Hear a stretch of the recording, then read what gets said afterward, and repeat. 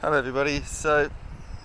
I've been following the start of the match for Australia against Sri Lanka in Galle, and again, like my preview, I had no idea what was going to happen because, for one thing, Sri Lanka overall have been extremely inconsistent in the last 2 or 3 years. And they've generally been pretty bad, but occasionally they've actually been really, really good, and you just never know. You don't know what's going to happen. You don't know if they're going to go, all right, well today we're going to just completely destroy Australia, or if today they're going to go, well, we're going to be hopeless. And I know this is a bit like what a lot of people talk about Pakistan, but that's been the case for Pakistan forever. And Pakistan have generally been pretty good, but occasionally will just lose matches out of nowhere. Sri Lanka of late have been generally pretty bad, but they've been occasionally winning matches, and there were sort of even calls that they might make the World Test Championship final. And then now they're right towards the bottom. And if we had a two-tier system, Sri Lanka would probably be on the verge of being into that second tier of the teams ranked 7 to 12. They might just be in the 1 to 6 lot. Of course, there are some people are saying, well, it should be 7 and 5. Makes no sense to me. Sorry, if you've got two tiers, it's 6 and 6. But anyway, that's what they're doing, sort of just to keep their favourite teams in there. But anyway, so we've got 6 for 654, I think it was. That's what Australia got to. So just a quick analysis of it. So we started off with Travis Head opening a bit controversially, since he was already in the side as a number 5, but he was pushed up to open so they could get rid of Sam Constance. And then they replaced Sam Constance with Josh Inglis, who's a wicketkeeper. Now, none of that really makes sense, but they said, well, we think that Travis Head statistically does better as an opener in spinning conditions in Asia, based on him playing 2.5 tests and them looking at the statistics, not at the actual matches. And then they've said, well, Josh Inglis is good against spin, so we're putting him in. And they're saying, well, not that Sam Constance is bad against spin, but he's never played in Asia, so we're not going to risk him. So that's what they've said. That's the justification.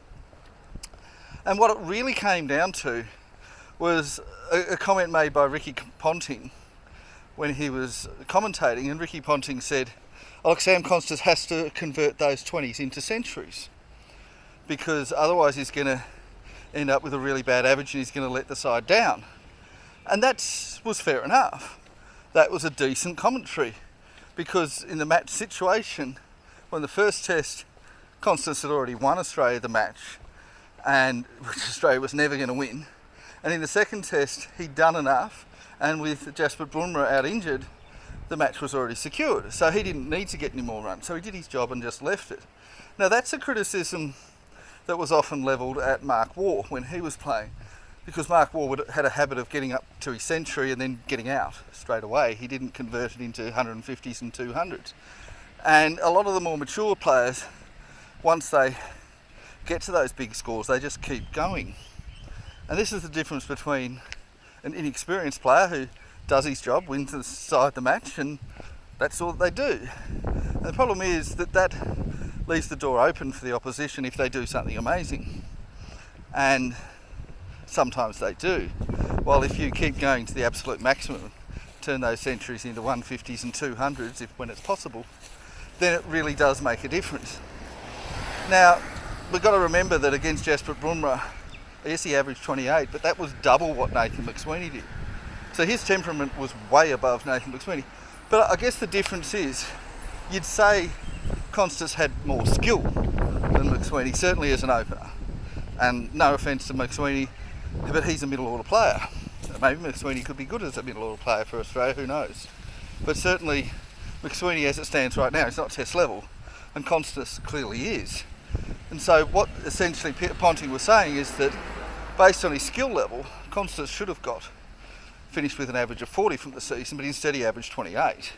And he threw away a few runs and his wickets. He did all the hard work. He was clearly one of Australia's best batsmen, but he didn't have that right temperament. Now, what the selectors have turned that around to say, and what some commentators on the internet who don't know what they're talking about have claimed, is that it means that Constance failed. He didn't fail. He won Australia both matches. You've got to realise Melbourne and Sydney are two grounds that favour India more than any other grounds in Australia. India were favourites to win, certainly in Melbourne. And in Sydney, that is very much a win the toss, win the match thing. And of course, India would have probably won in Sydney had Bumrah not been injured. But India would have won in Melbourne either way, if not for Constance. After his 50, I know it's just a 50, it paved the way for the whole top four to all get 50 plus. The rest of the series, the other three in the top four had struggled, as had his position, which was the one held by Nathan McSweeney. So he won them the match. No, he didn't get the Man of the Match award. Some people look at the statistic and go, oh, well, he only got 60. But he won them the match. And we've got to be realistic there. He'd also won Australia the series. And so now he's being dropped, which is really unfair. But then we look at it and we say, well, Travis Head got 50, did pretty much the same thing as Sam Constance. And then Josh Inglis got a century, batting at number 5. So therefore, we should keep with that and forget about Constance. Now, is that a fair assessment?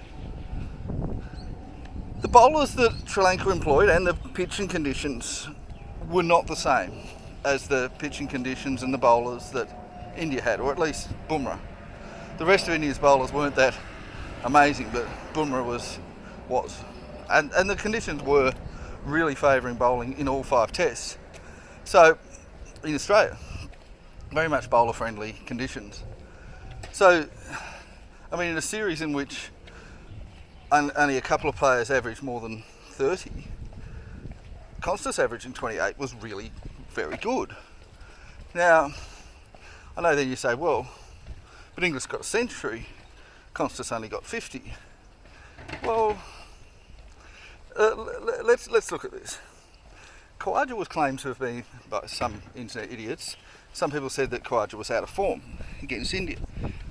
I saw matches in which Khawaja got 28 where he looked amazing. And in this test he got 232. He looked okay, but it was the same quality. So essentially we're saying a 28 against India is the same quality as a 232 against Sri Lanka. Well, at least for Usman Khawaja. There was no difference in form. He wasn't out of form against India, he wasn't in form against Sri Lanka. This was just different quality of attack and different quality of the pitch and conditions. And Sri Lanka weren't trying. You see that they only used 4 bowlers. They had at least 2 others that are pretty good bowlers that they just didn't even give an over to. I mean, Angelo Matthews bowls quite a lot. And okay, he's medium pace usually, but it would have at least given an option. They had 4 bowlers getting pummeled up to 654. What the hell? Normally, if you're going past 400, you've used all your available bowlers. You might have even given your wicketkeeper a go for an over or 2. But they only used 4. In fact, most of the time they only used 3. They had their fast bowler, their solitary fast bowler, who bowled, I think, 7 overs for the match. And then they had the 3 spinners, and most of the time it was just the 1 spinner. It was Jayasuriya. And it was just insane. How are you expecting to take wickets in that condition? Yeah, I know that Murali used to do that, and he would bowl half the overs at the side. Bowled often, or close to half. But he wasn't taking wickets. He took 1 wicket. Bowled, I think, 70 overs and took 1 wicket, very close to half the overs of the team. And it's just crazy, and they weren't looking like taking wickets, they weren't trying to take wickets. So the only time the batsmen got out was when they got themselves out. And it's just a matter of concentration and such. Now, under those circumstances, do you think that Sam Constance would have failed? Or would he have done even better? Would Constance have gone in there and got a double century, for example? We don't know, of course, because he was dumped. But then you've got to say, well, Inglis, good on him getting a century on debut, he looked fantastic. Well, the other thing was, Australia were 3 for 380, I think it was, when he came out. That's no pressure. You're not under pressure in that scoreline. So, easy runs. Bowlers were not bowling well, easy runs. Now you compare that to the 60 by Constance on debut, difficult runs, an amazing effort. There's no comparison between the two. What Constance did on debut was much better than what Josh Inglis did. And this is where sometimes, with a small sample size, averages can be misleading. As there was a comment from the Barmy Army, England's fan club, said Australia were stat padding. And I think it was actually quite accurate that this bumped their stats up. But of course that's fair enough, because against India their stats were worsened. The stats against India were unfairly lower than they should have been. So it balances out. But the problem is when you have one player play against India and Sam Constance, well, equally you could say that against Nathan McSweeney, but I think he looked completely out of sorts, like he didn't belong at test level, so that's different. But compare Sam Constance to Josh Inglis. Now, would Josh Inglis have done that well against India? I don't think so. And who knows though? We don't know. We don't know. He might have come in and done better than Constance. But also Constance was winning Australian matches. And that, I think, if you look at that circumstance of that first test against Sri Lanka, had Inglis got out for a duck, Australia still in the same position. Because then, you got Carey and Bo Webster and Mitchell Starc and whoever else can get all the runs instead. It didn't really make any difference.